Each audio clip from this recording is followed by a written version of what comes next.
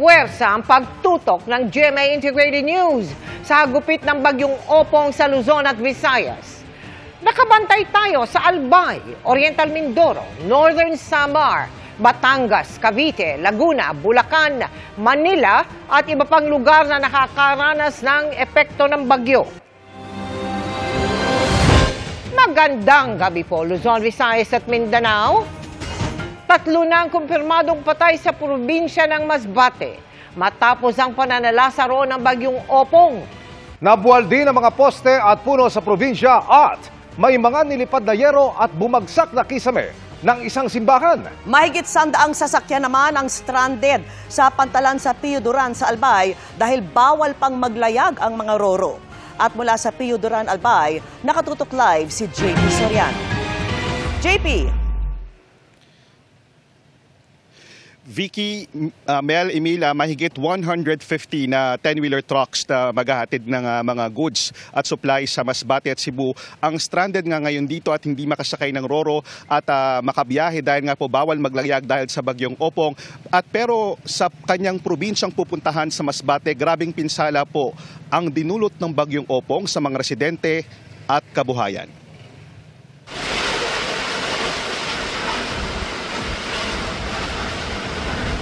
Madilim pa ang paligid pero ginising ng malakas na ulan at hangin ang mga residente ng Masbate City.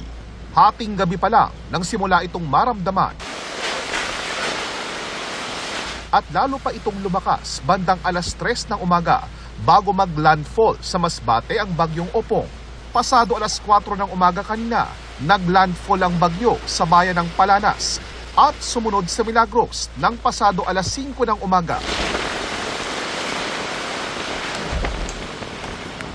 Pagsapit ng umaga, ganito ang tumambad sa mga taga Masbate City.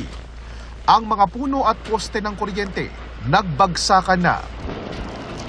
Meron ding mga yero na nilipad mula sa iba't ibang establishmento.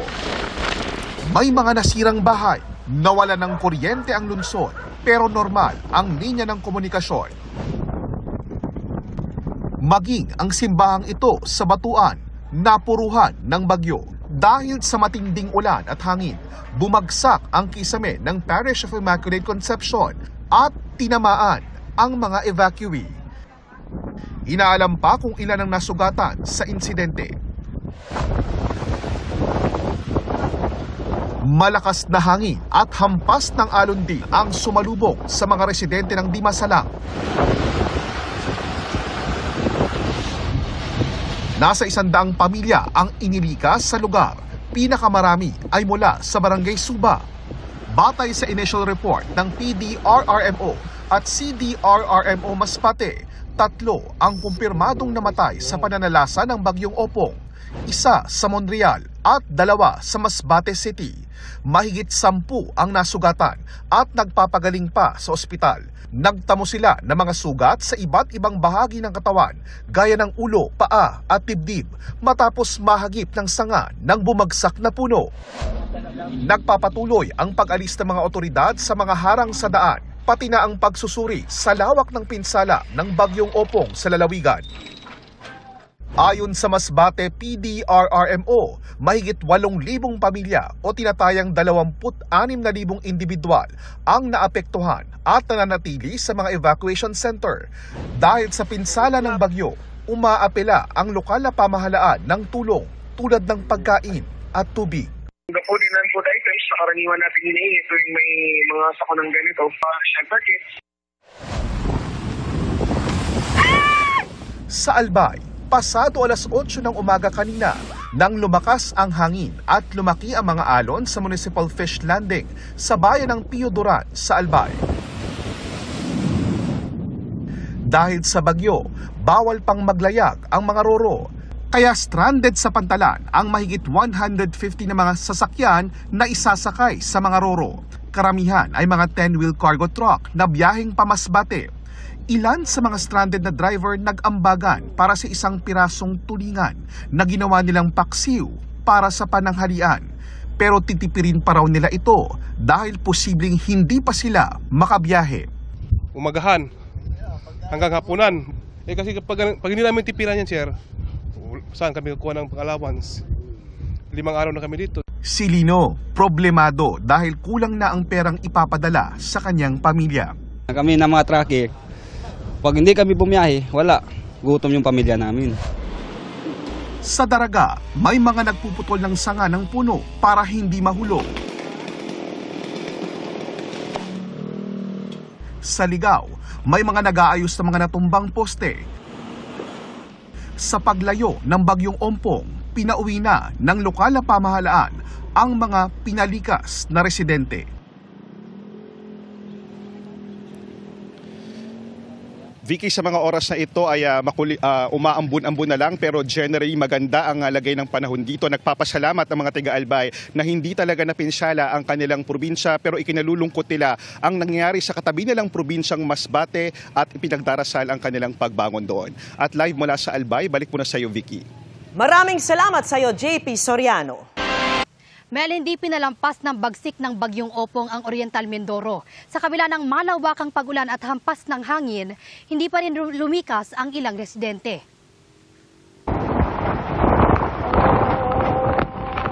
Ganito na ang hangin at ulang bumayo sa Roxas Oriental Mindoro ilang sandali bago ang landfall ng bagyong Opong sa probinsya. Ang mga alon, galit na humampas sa baybayin. At nang tumama na sa kalupaan ng Mansalay ang bagyo, matinding ulan at hangin din ang naranasan sa Calapan, Oriental Mindoro. Nagkalat ang mga dahon at putol na sanga ng mga puno sa maraming kalsada. Pinatumba rin ng hangin ang ilang puno sa Calapan. Malakas din ang hangin sa bayan ng Baco. Naging pahirapan para sa mga motorista na lumusot sa ilang kalsada dahil sa mga punong bumagsak at naiwang nakahambalang sa gitna ng daan. Isang lalaki pa nga ang nasugatan matapos mabagsakan ng puno ng talisay. Habang sa bayan ng Bulalakaw, aakalain mong rumaragas ang ilog ang isang kalsada sa Sitio Kawakat, Barangay Kambunang. Bago pa ang landfall, matinding ulan na ang gumising sa mga taga-Oriental Mindoro kaninang umaga. Sa kuhang ito nga sa Baco, may tila namumuong ulap pa sa di kalayuan.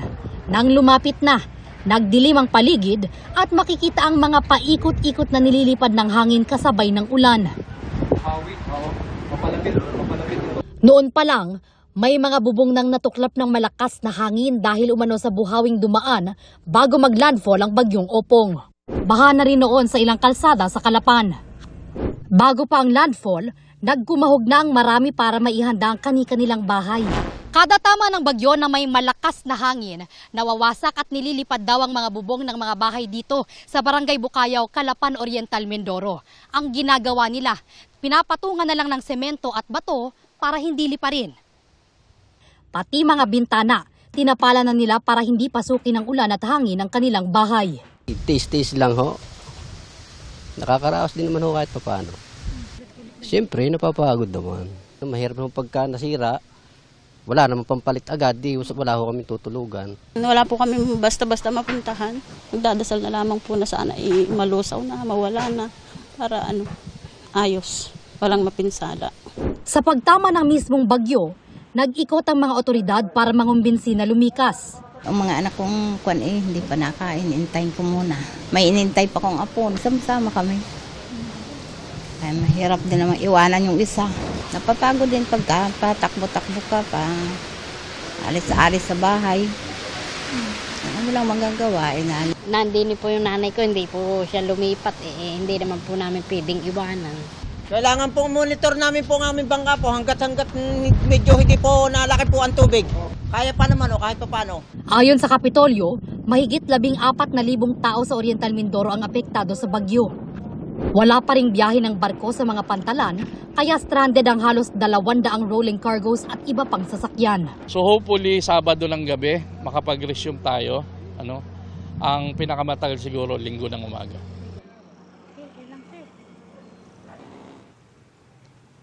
Mel, kasalukuyan nasa ilalim ng signal number 2 na lang ang buong probinsya ng Oriental Mindoro. Yan muna ang latest mula rito sa Calapan, Oriental Mindoro. Balik sa iyo, Mel. Maraming salamat sa iyo, Bea Pinlac. Apektado naman ang supply ng kuryente at cellphone signal sa ilang lugar sa Samar provinces.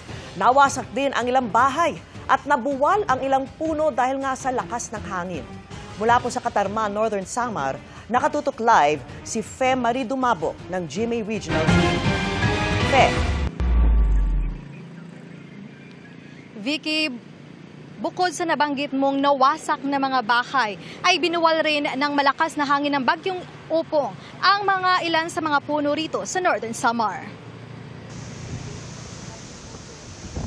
Ramdam hanggang dito sa bayan ng San Roque at ibang bahagi ng Northern Samar pati Eastern Samar ang bagsik ng bagyong Opong nang maglandfall ito sa San Policarpo, Eastern Samar, alas 11:30 kagabi. Sa lakas ng hangin, tila matutumba na ang mga puno. Hinampas din ng alon ang baybayin sa Barangay Lauangan alas 2 kaninang madaling araw. Agad nag-inspeksyon ng mga opisyal sa barangay para malaman kung tumaas ang level ng tubig o kung may daluyong o storm surge. Yung mga bangka ng mga tao dito, tinitingnan natin kung nasa safe na lugar. Kinamusta rin ang mga residenteng inilikas na sa mga paaralan. May 50 tao ring lumikas sa isang hotel. Pinakailangan po talaga na lumikas kami kasi marami din po yung mga bata. Siyempre ma'am, yung mga yung mga bahay nila, malapit sa dagat. Pag ganyan may bagyo, dito sila pumupunta. Sa Palapag, Northern Samar, aabot sa 125 ang inilikas sa Barangay Hall ng Barangay Paisud. Sa buong probinsya naman, mahigit 20 bahay na ang nawasak. Karamihan ay gawa sa light materials. Sa characterization ng hazard, hindi naman kami tinamaan ng eye wall. Medyo yung damage ay slight damages po sa ilang towns like Lope de Vega, San Isidro and San Vicente towns. Ito yung track ng bagyo palabas ng Northern Samar. Walang nasaktan nang buwalin ng malakas na hangin ng 60 taong gulang na puno sa Barangay Makiwalo sa bayan ng Mondragon. Bandang alas 2. Yung maglakas yung hangin, yun na damage. May mga natumba ring puno sa bayan ng Katarman. Gumamit na rito ng generator set ang ilang negosyo. Sa lakas kasi ng hangin, apektado ang supply ng kuryente sa Northern at Eastern Samar.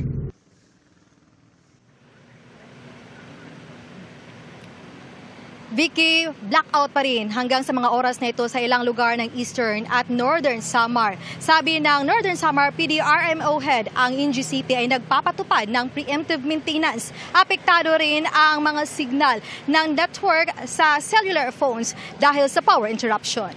Vicky?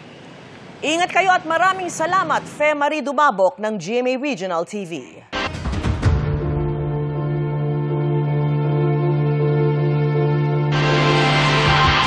Kasabay ng pagtanggi sa mga ibinato sa kanyang alegasyon kaugnay ng flood control projects. Tiniyak ni Congressman Zaldico na babalik siya sa Pilipinas para sumagot sa anyay tamang forum. Binigyan siya ng hanggang Lunes ng House Speaker para umuwi. Nakatutok si Tina Panganiban Perez. Sa sulat ni Ako Bicol Party List Representative Elizaldico kay House Speaker Faustino D. III, tiniyak niyang babalik siya sa Pilipinas para sagutin ang mga alegasyon laban sa kanya kaugnay sa anomalya sa mga flood control project. Haharapin daw niya ang mga akusasyon sa tamang forum. Pero nangangamba raw si Ko kung ano ang naghihintay sa kanya pagbalik sa Pilipinas dahil nahusgahan na raw siya ng publiko at ni D kasunod ng pagkansela sa kanyang travel clearance nang hindi man lang daw siya hinihinga ng paliwanag at kahit wala pang reklamong inihahain laban sa kanya. Matatanda ang nag-leave si Ko nang uminit ang issue sa mga budget insertions para raw magpagamot sa Amerika. Pero ang travel authority niya para rito, kinansela ng maupo bilang speaker si D. Ang Department of Justice, kinukumpirma pa raw ang ulat na wala na sa Amerika si Ko at ngayon ay nasa Spain na. Sa kanyang sulat, iginiit ni Ko na wala siyang tinanggap na pondong konektado sa mga proyekto ng DPWH. Pinabulaanan din niya ang alegasyon na mag-isa siyang gumawa ng budget insertion sa 2025 national budget. Hindi raw ito totoo dahil aprobado naman ng Senado at Kamara at bicameral report na sumunod umano sa proseso. Hindi rin daw totoo ang bintang na humingi siya ng fish import allocations para sa ZC Victory Fishing Corporation. Wala raw siyang kinalaman sa naturang kumpanya at hindi raw Zaldico ang ibig sabihin ng ZC kundi Zamboanga City. pati ang alegasyong pag-aari niya ang eroplanong naghatid kay dating Pangulong Rodrigo Duterte sa The Hague, the Netherlands, pinabulaanan niya. Umaasa si Ko na pagbalik niya sa Pilipinas, bibigyan siya ng due process at matitiyak ang kaligtasan niya at ng kanyang pamilya. May hanggang September 29 si Representative Elizalde Co na bumalik sa bansa. Alinsunod ito sa direktiba ng Speaker. Kung hindi siya makakabalik sa nasabing petsa, babala ng Speaker, mahaharap si Co sa disciplinary at legal actions. Sabi pa ni D, hindi naman prejudgment kay Ko ang pagbawi sa travel clearance nito, kundi oportunidad para direktang harapin ni Ko ang mga alegasyon sa tamang forum. Tiniyak pa ng Speaker na kung babalik nga sa bansa si Ko, makikipag-ugnayan ng Kamara sa mga otoridad para masiguro ang kaligtasan niya at kanyang pamilya. Sakaling hindi umuwi sa takdang petsa si Ko, sabi ng Malacanang, maaari raw humingi ang Department of Justice ng Blue Notice mula sa International Police o Interpol. Ito ay para sa pagkalap ng karagdagang impormasyon sa pagkakakilanlan, lokasyon o aktibidad ng isang tao kaugnay ng isang criminal investigation. Maaari din naman po maghiling ang DOJ ng Blue Notice at dahil nagsisimula na rin po sila mag-imbestiga. Pero bilang courtesy po sa Senado, mas nanaisin po nila na mauna po ang Senado kumilos dito. Para sa GMA Integrated News, Tina Panganiban Perez, nakatutok 24 oras. Sa Batangas, daang-daang pasahero ang stranded dahil pa rin sa epekto ng bagyong Opong. May ilang humabol pa sa pagsalba ng kanilang kabuhayan kahit malakas na ang alon. At mula po sa bayan ng Agoncillo, nakatutok live si Oscar Oida. Oscar! Yes, Vicky, sa paghahanda sa pananalasa ni Opong, ibinuhos ng mga taga-Batangas ang kanilang buong maghapon. Nagkukumahog sa pagsalba ng kanilang kabuhayan ang mga taga-barangay Subic, Ilaya ng abutan ko kanina. Sinuong nila ang malalakas na hangin at nangangalit na mga alon na bumayo sa Agoncillo, Batangas. Kung tutuusin, maagang inilikas ang mga taga rito, pero may mga di napigilang magpaiwan. Inaayos po nila yung mga paraw po doon na may laman na tilapia dahil yung iba nga po nadala na dito sa tabi, yung iba nadala na ho ng alon. Parang nilalagyan pa ho lalo nila ng pampatibay. Mulaan nila na magka-landslide sa lugar dahil sa bagyong Christine noong 2024 ay naging bahain na ang lugar. Kung tutuusin, may nasimula na umanong flood control project sa lugar pero naudlot kamakailan. Hindi nga kasi nga yung contractor nung area na yon ay sa Diskaya family din kaya wala na-revoke na yung license nila na ano na yung kontrata. So napatigil yung project. Problema rin ang baha sa barangay Bilibinwang sa Agoncillo, kaya gumamit na ng backhoe sa paglilikas. Habang sa Lemery, Batangas, binaha ang main highway dahil sa ulan bandang umaga na humupa rin kinahapunan. Pero hindi humupa ang epekto sa mga biyahero. Si Mang Jerry Pereda, mangiyak-ngiyak nang makausap ko sa Batangas Terminal Passenger. Dahil Miyerkules pa stranded dito. Sa gitna ito ng pagluluksa para sa yumaong kapatid na nakaburol sa kanilang probinsya sa Oriental Mindoro. Medyo naiinip po kasi gusto ko na rin makarating sa amin gawa ng patay yung kapatid ko. Tsaka yung anak ko ngayon nasa ospital kaya gusto ko na makarating. Isa lang si Mang Jerry sa halos 600 stranded sa Batangas Port. Marami sa kanila ang sa mga upuan na ng terminal na tutulog. May pakain naman ang Batangas Port at DSWD at marami ring stalls na makakainan. May charging stations din, pero sadyaan nilang nakakabagot. So maaring dito sa lupa, sa atin dito, maayos ang panahon. Pero pagdating nila sa gitna ng karagatan, dun minsan nagkakaroon ng malaking dala ng hangin at ulan. So maaring hindi natin pwedeng i-compromise ang safety ng mga pasahero. Magdala po sila ng maraming pasensya at matatapos din po ito. Bukod sa mga stranded na pasahero, nasa 110 ding sasakyang dapat mabiyahe ang natenga dito sa Batangas Port. Vicky, umaasa ang pamunuan ng Batangas Port na di magtatagal ay uigi na rin ang panahon at matapos na ay muli na makakabiyahe ang mga barko. Vicky? Maraming salamat sa iyo, Oscar Oida. Kasunod ng sunod-sunod na bagyo, namigay ng ayuda si Pangulong Bongbong Marcos sa mga magsasaka sa La Union. Inanunsyo rin ng Pangulo ang paglipat ng pondo sa mga programa ng DSWD na galing sa mga ipinatigil niyang flood control projects. Nakatutok si Ivan Mayrina. Kasabay ng pagbuo ng komisyon nag-iimbestiga sa mga anomalya sa flood control projects. Pinakansela rin ni Pangulong Bongbong Marcos ang lahat ng flood control projects para sa taong 2026. Sa matitipid na pondong 195 billion pesos ayon sa Pangulo, 36 billion ang ililipat sa DSWD. Inanunsyo ng Pangulo yan sa harap ng mga nakinabang sa Pantawid Pamilyang Pilipino Programa 4Ps na kinilala sa Malacanang kanina. Ilalaan natin sa mga programa ng DSWD. Kasama na rito yung tinatawag na assistance to individuals in crisis situations o ang pagkakilala ng karamihan ay yung AICS at saka yung Sustainable Livelihood Program. Bukod sa AICS, ilalaan din ang programa para sa mga dating rebelding nagbabalik loob sa pamahalaan. Palalawakin din daw ang 4Ps para mas marami ang makinabang. Kaugnay nito, pinag-aaralan ng pag-amyenda sa programa tulad ng pagtatanggal sa 7 taong limit na mapasailalim sa programa, ang pagsaklaw sa mga edad 0 hanggang 3 years old at pagsama sa sektor ng pambahay sa Advisory Council. Mas mabuti po at mas gugustuhin po ng pamahalaan na ang karamihan po sana na naging benepisyaryo ng 4Ps ay makagraduate dahil ibig sabihin po nun ay umaangat ang kanilang buhay.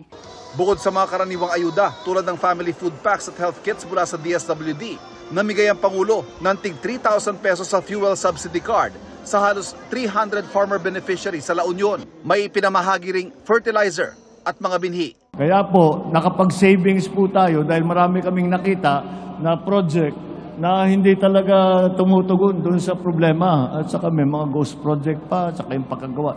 Kaya tinigil ko lahat yan para matiyak natin na tama naman ang paggamit ng pera ninyo. Dahil pera ninyo ito. Para sa GMA Integrated News, Ivan Mayrina, nakatutok, 24 oras. Binaha na rin ang boundary ng Las Piñas at Cavite. Sa Bacoor, pinalilikas na mga residenteng nakatira sa may baybaying dagat.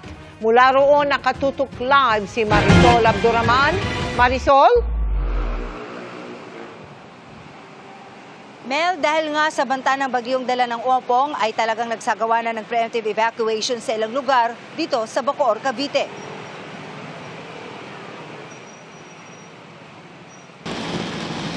Wala na halos makita sa daanan sa bahaging ito ng Skyway sa Parañaque dahil sa lakas ng ulan dakong 10:00 ng umaga.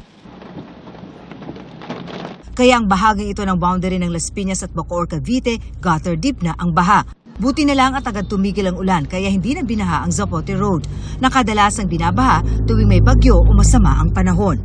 Maagang nakaantabay ang mga pulis. Para monitorin po lalo na po yung panahon natin ay hindi maganda. Nagbabantay din ang mga tauhan ng Barangay Longos sa Bacoor. Kagabi pa lang, pinuntahan na ang mga lugar na nasa tabing dagat. Kami po ay nagbibigay. Kanina, nag-ikot muli sila sa coastal area. Habang wala pa po ang bagyo ay magsilikas at magtungo na po tayo sa pinakamalapit na evacuation centers. Bagamat maayos pa ang panahon sa ngayon at kalmado pa ang dagat, ayaw pa kasiguro ng mga taga-barangay.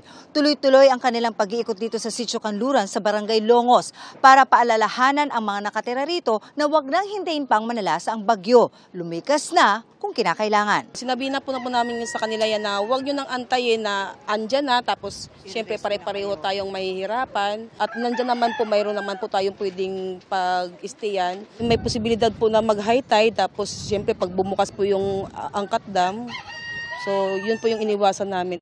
Si Jonilyn Calov na 19 ng taon nakatira rito, naghahanda na ng mga gamit. Pero sa ngayon, hindi pa raw muna sila lilikas. Depende na rin po siguro kung as in na po. Nakasanayan talaga namin. Gayun din ang mga residenteng ito na halos 3 dekada na raw nakatira rito. Okay lang naman po mama, kiramdam po kami. Pinapakiramdam namin. Pag halimbawa lumakas yung hangin, baka sakali lumikas kami. Dahil ayaw din lumikas, dumidiskarte iba pang nakatira rito para protektahan ang mga bahay. anong nilagay niyo po? Anong nilagay niyo po? Ito yung pampatibay lang ito ma'am para hindi matanggal yung trapal natin. Pag masdan namin yung panahon, kung talagang ipipresay na po namin silang maglikas.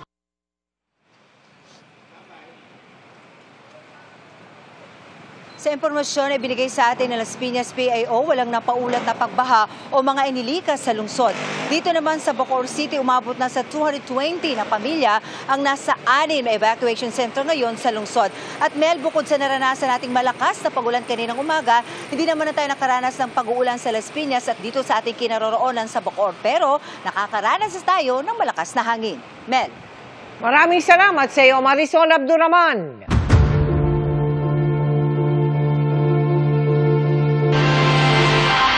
Pineke umano ang notaryo sa affidavit ni Orly Gutesa ang nagpakilalang dating security aide ni Congressman Zaldico na nag-deliver umano ng pera sa bahay nito at ni dating Speaker Martin Romualdez. Ayon po yan kay Senador Ping Lacson na iniutos ng i-background check si Gutesa. Bigla kasi umano itong iniharap sa pagdinig ni Senador Rodante Marcoleta ng walang abiso. Nakatutok si Joseph Moro.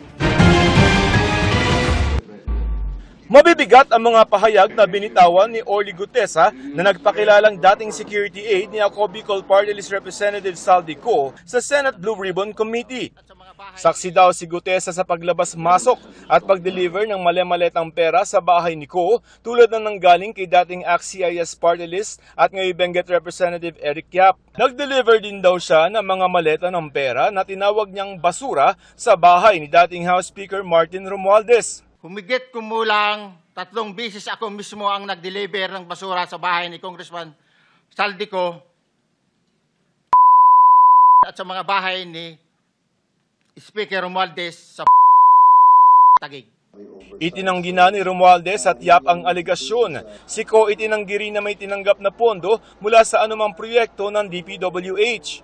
Pero ang affidavit ni Gutesa na binasa sa Senado nakukwestiyon ngayon. Ang notary public kasi na nakapirma sa affidavit na si Attorney Petchy Rose Espera sinasabi ngayon na hindi raw siya nagnotaryo, lumagda o lumahok sa paggawa ng affidavit ni Gutesa, ayon kay Senate Blue Ribbon Chairman Senator Panfilo Lacson.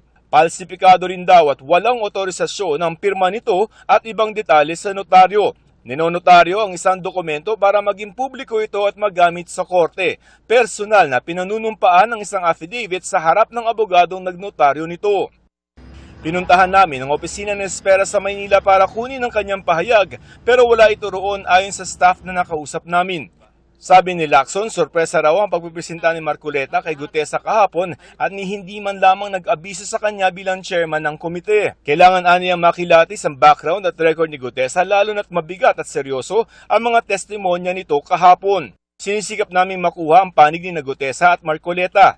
Ang DOJ ang sabi hindi pa pumupunta sa kanila si Gutesa. Inaalam na rin nila kung peke nga ang notaryo ng salaysay nito. Kahit nasabihin natin may issue ng notarization, the fact that it is a sworn statement delivered under oath in the Senate makes it an official statement pa rin.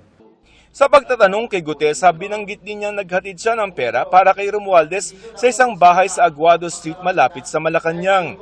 Nang hinga ng reaction ukol dito, sabi ng palasyo, kung meron pong ganitong talagang pangyayari, patunayan naman po at hindi naman po muli, hindi po makikialam ang Pangulo sa mga pag-iimbestiga na ito. Kaya po nag-create ng isang independent commission para po maging malaya ang pag-iimbestiga, kamag-anak, kaalyado, pinsan man, kapatid man o anuman. Lahat po ay dapat maimbestigahan kung dapat na maimbestigahan. Para sa GMA Integrated News, Joseph Morong, nakatutok 24 oras. Tumulak na pa-Bicol ang GMA Kapuso Foundation para maghatid ng tulong sa mga apektado roon ng Bagyong Opong. Patuloy rin ang pag-repack sa iba pang relief goods, katuwang ang ilang sparkle artists. Narito ang report ni Bernadette Reyes.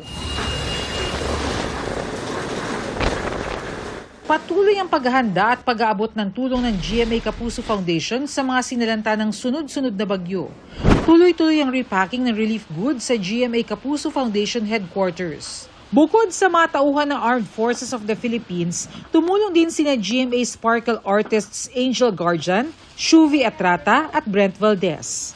Kahit sa simpleng paraan maramdaman nila na yung mga kababayan tinutulungan pa rin sila, nandyan pa rin tayo para sa isa't isa. To everybody who's able to help or who has the time to help, hindi naman lang to financial ang kailangan mong maibigay. Hindi limitado ang pwede mong gawing pagtulong sa kapwa nating mga Pilipino. Marami pong ways. With your little way, you are capable of doing something more. Ipapadala natin yung mensahe sa henerasyon ngayon na tumulong din sila sa pamamaraang kaya nila. Kasama rin nila nag-repack ang iba pang Sparkle artists tulad ni na Sparkle Campus Cuties Ralph Miaco, Winston Stolik, Akira Kurata, Nathan Tan at social media influencers Alethea Ambrosio at Mark Oliveros. Bago nito, 5,000 relief packs na ang naipamahagi ng GMA Kapuso Foundation para sa mga nasalanta ng Super Typhoon Nando sa Cagayan Province at Benguet.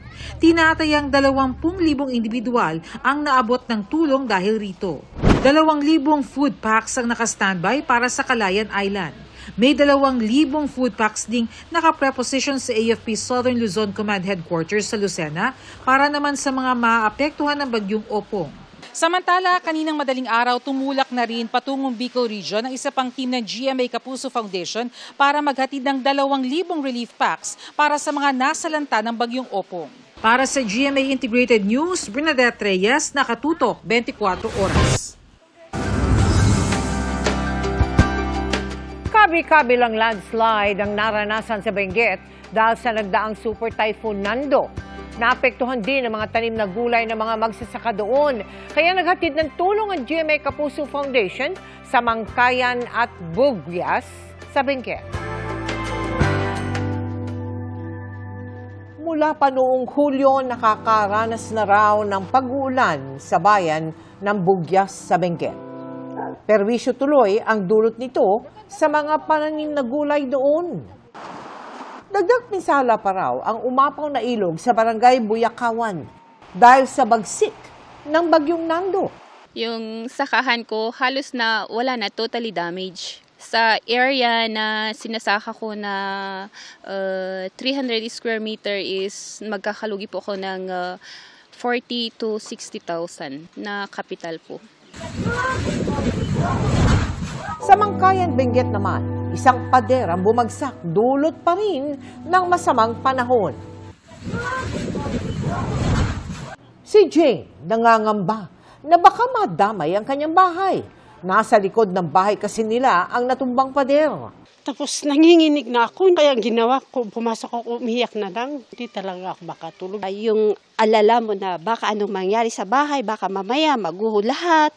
Kaya nung time na nangyari na gumuho po yung lupa, ayun, hindi po kami nakatulog. Halos dito kami natutulog. Palitan ng kami ng kapatid ko, mama ko. Ang GMA Kapuso Foundation ay nagtungo na sa bayan ng Mangkayan at Bugyas para maghatid ng food packs sa 8,000 individual kabilang ng mga magsasaka sa ating Operation Bayanihan Project.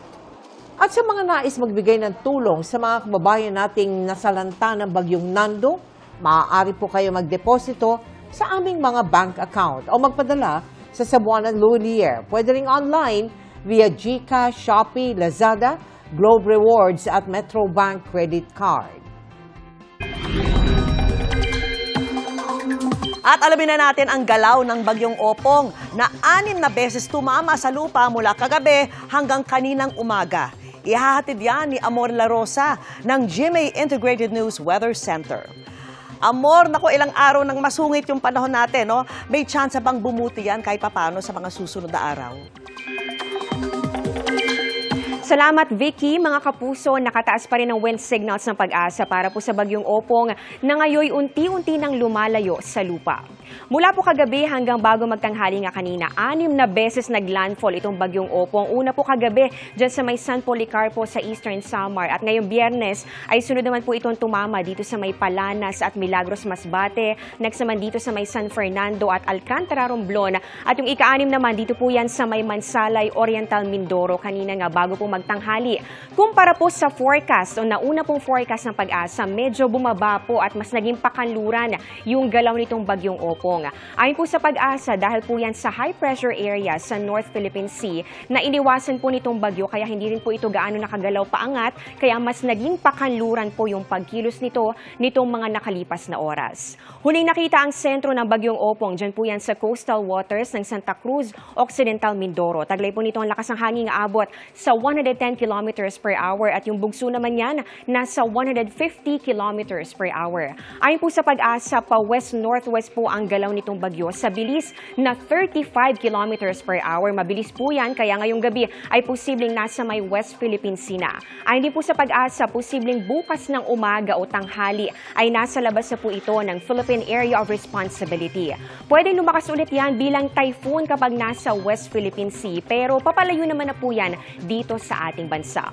Pero mga kapuso, kahit po unti-unti nang lumalayo itong bagyong Opong, may nakataas pa rin na wind signals. Signal number 3 dito po yan sa Occidental Mindoro at pati na rin sa Calamian Island. Signal number 2 naman dito sa may southern portion ng Cavite, Batangas, Oriental Mindoro, Marinduque, western portion ng Romblon, Cuyo Islands, extreme northern portion ng mainland Palawan at pati na rin sa Caluya Islands. Nakataas naman ang signal number 1 sa Metro Manila, Pangasinan, southern portion ng Aurora, Nueva Ecija, Tarlac, Zambales at Bataan. Signal number 1 din dito po yan sa Pampanga, Bulacan, Rizal, natitirang bahagi ng Cavite, Laguna, Quezon, Camarines Norte at Camarines Sur.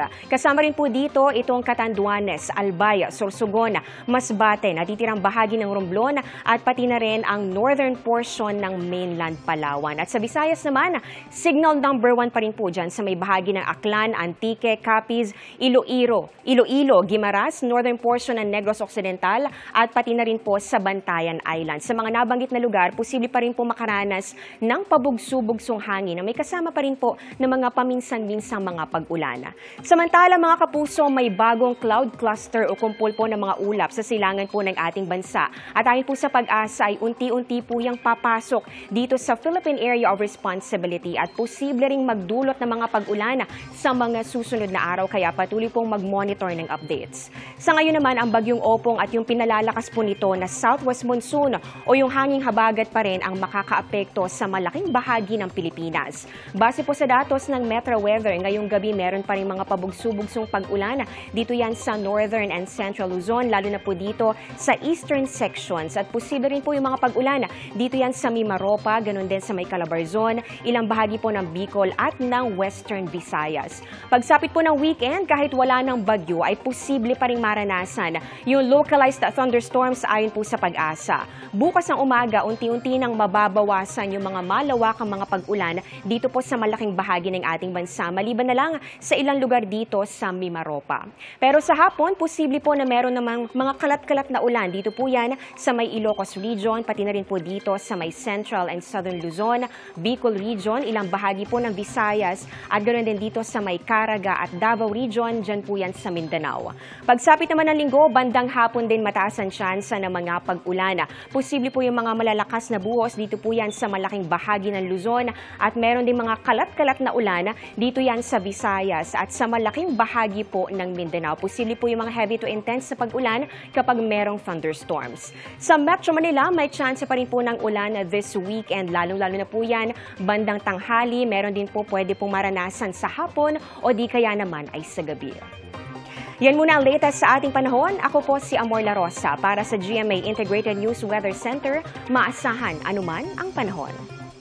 Dumadaing na ang ilang residente sa isang barangay sa Cabuyao, Laguna, kung saan 2 buwan ng baha. Putulan nila ang flood control project doon. Kaya ang tubig ng laway diretso sa kalsada at mga kabahayan. Nakatutok live si Jonathan Andal. Jonathan?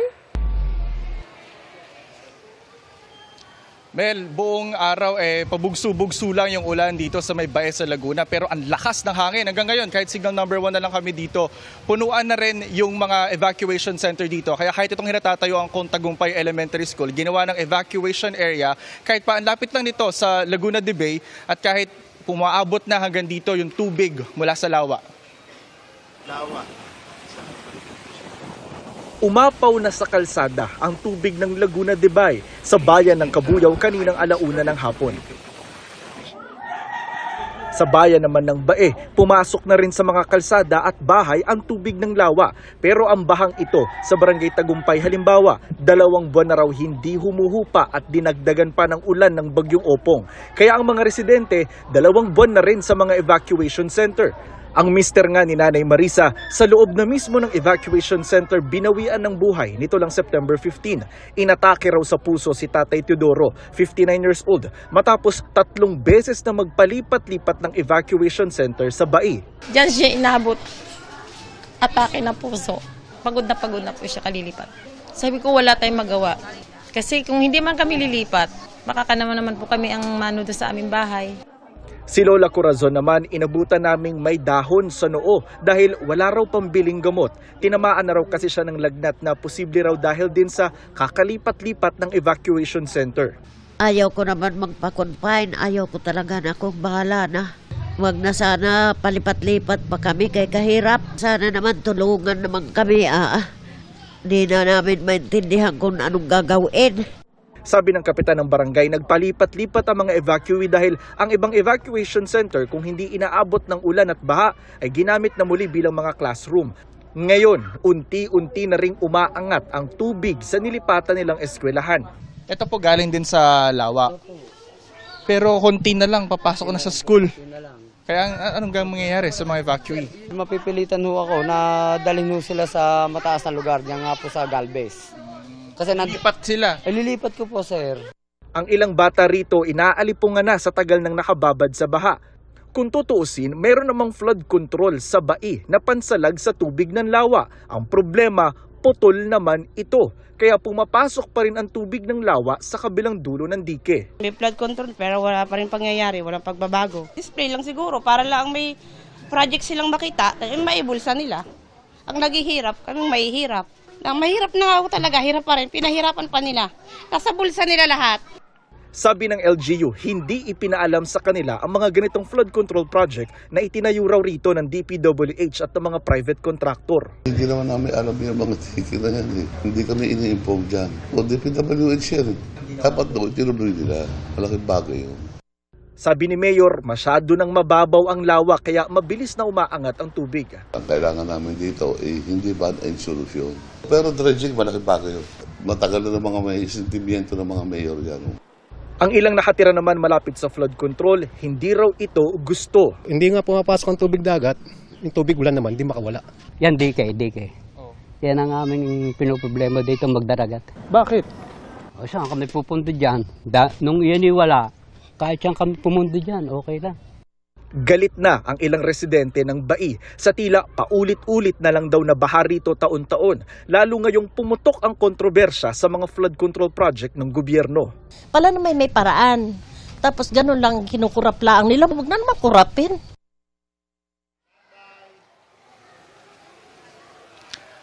Mel, yung nireport natin kanina na lola na may dahon sa noo, pinuntahan na siya ngayon ng doktor ng munisipyo, chinek-up, binigyan ng gamot. Pati yung mga bata rito na may alipunga, binigyan na rin ng gamot. Nasa 500 pamilya yung inilikas dito sa bayan ng Bae. At dahil punuan na nga yung mga evacuation center dito, ang sabi ng munisipyo, ang gusto nilang mangyari ngayon, magpatayo ng panibagong permanent evacuation center. Yan muna ang latest mula rito sa Bae sa Laguna. Balik sa iyo, Mel. Maraming salamat sa iyo, Jonathan Anda. Dahil sa hindi humuhupang baka, hindi na matirhan ang ilang bahay at hindi na magamit ang ilang silid-aralan sa Bulacan. Nakatutok live si Maris Umat. Maris. Emil, hindi umalan sa buong maghapon dito sa Barangay May Sulao sa Kalumpit, Bulacan. Pero kung makikita nyo, lubog pa rin sila sa baha na halos hindi na nga raw humupa-hupa. Bagay na mas ikinagagalit at ikinakapanlumo ng mga residente rito, lalo na nang makita nila kung gaano karaming pera pala ang dapat na nakalaan sa mga dekalidad na flood control project sa kanilang lugar. Walang bagyo, walang ulan. Pero rito sa May Sulao Elementary School, suspendido na naman ang face-to-face classes. Lubog pa rin ito sa baha na hindi pa humuhupa mula noong Hunyo, unsod ng mga nagdaang pag-uulan at high tide. Ang sinisisi nila ang mga problemado raw na flood control project. na napakalaki po ng budget na nilaan para po sa flood control natin. Pero parang saan nila dinala? Sa bulsa lang ba nila dinala ang budget ng gobyerno? May budget pala kami na dapat nakalaan sa amin. 7 classroom ang di na nagagamit. Ang 4 na natitira, pinaghahatian ng halos 400 estudyante mula kinder hanggang grade 6. Kaya tig 3 oras na lang ang klase. Nagbabangka po kami araw-araw. Yung mga bata po dito, hirap na hirap sa pagpasok. Pati po yung kalidad ng edukasyon, hindi na po naibibigay na dapat maibigay sa mga bata. Sobrang galit po kami. Habang sila po yung sarap po ng buhay nila. Pero po yung buhay namin dito. Napakahirap po talaga. Sila puro para pasarap, kami namamangka para mabuhay. Lilikas kami ng bahay, nakabangka, naka-jumper boots. Sila naka-Mercedes-Benz, naka-Rolls Royce. Bahagi ang kalumpit ng Bulacan 1st Engineering District na minsang pinamunuan ni dating District Engineer Henry Alcantara at Assistant District Engineer Bryce Hernandez. Tinraidor ka nung mga taong pinagkatiwalaan mo na alam mo mag-aahon sa inyo sa ganitong sitwasyon. Yun lang. Nalulungkot. Bakit po kayo nalulungkot? Sa mga nangyaring ang ganito, biro mong kamukha namin ilang panahon na lang itatagal na sa mundo. Naranasan pa namin itong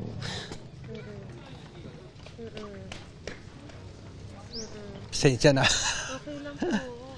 Habang may buhaya. Ito pong riprap na kinatatayuan ko ay isa lamang sa mga flood control project na ginawa rito sa May Sulaw. Matibay, maayos kung tutuusin. Pero ang reklamo ng mga taga rito, masyadong mababa. Kaya oras na umulan at mag-high tide, baliwala. Dahil aapaw din ang tubig sa mga kabahayan. Dapat sana raw ay kasing taas nung sa kabila. Ang problema naman doon, putol o hindi dire-diretso. Kaya lumulubog din sila oras na bumaha. Sa sitio Nabong, ang mga bahay di na natitirhan dahil lubog na sa baha na di na raw humupa-hupa. Bagamat sanay na raw na laging nakalubog, kinakabahan pa rin daw sila lalo't catch basin ang kanilang lugar. At pag ganitong may bagyo, kahit konting ulan, tataas na naman daw ang tubig. Sa Bando, nagsilikas kahapon ang mga residente ng barangay Salambao. Ito po yung nakatampok sa Manila Bay na dito ay delikado ang mga residente. Kaya po ngayon ay may total na po kami na 68 families and 241 individuals. May kanya-kanyang modular tent ang mga pamilya. Nakabang ang MDRRMC sa iba pang barangay sakaling kailangan ding palikasin ng mga residente. Nakakatakot po, gawa po kasi na malakas po yung hangin. Ang bahay po namin, gawa sa mga light materials lang. Madali pong masira, madali pong mawasak po ng hangin. Kaya po lumikas po kami. Emil, lagi naman daw nakahanda yung mga residente rito sa may tabing ilog para lumikas oras na umulan na ulit o mas lalo pang tumaas yung tubig sa may ilog. Emil? Ingat at maraming salamat, Mariz Umali. Ihanda ng mga popcorn 18s dahil si SB19 member Justin De Dios ang susunod na abangan sa Encantado Chronicles Sangre bilang si Eshnad. May isa sa katuparan na ang dream ni Jan na maging aktor. Ang reaksyon niya sa scenes, panoorin sa chika ni Aubrey Carampel. Pagkat nakasalalay sa tagumpay ng ating paglalakbay ang kaligtasan ng lahat. Sa episode ng Kapuso Telefantasya na Encantadia Chronicles Sangre ngayong gabi, ipakikita ang paglalakbay patungong devas ng mga bagong sangre kasama ang kanilang Ashti Perena. Doon nila makikilala si Eshnad, ang karakter ni SB19 member Justin De Dios. Makikilala na siya ng mga manonood sa Lunes. Bago ang inaabangang pagtatagpo na yan, na preview na kanina ni Justin ang episode. Kinailangan daw ni Justin na mag-acting lessons at mayroon ding fight training. Nung nag-training kami, parang kinonsider ko po siya na choreography. It's one din na very favorite ko na scene, yung fighting scenes. Kasi yun nga, para siyang choreography, para ding sumasayaw. Nang lumabas ang bagong teaser ng Telefantasia, kung saan ipinakita ang character ni Justin na si Eshnad, umabot agad sa 1 million ang views in just 30 minutes. For Justin, dream come true ito lalo at pinangarap din niyang maging aktor. I know na excited din po talaga yung 18 kasi it's something different from SB19 from performing. Pero hindi ko po in-expect na marami ring Encantadix yung parang na-excite sa pagpasok ko po. Kararating lang ni Justin from Japan mula sa kanilang successful Simula at Wakas tour. Isa sa mga kinanta nila doon, ang Kapangyarihan, na collab song ng SB19 with Ben and Ben na tila naging tema na nagdaang anti-corruption protest nitong linggo.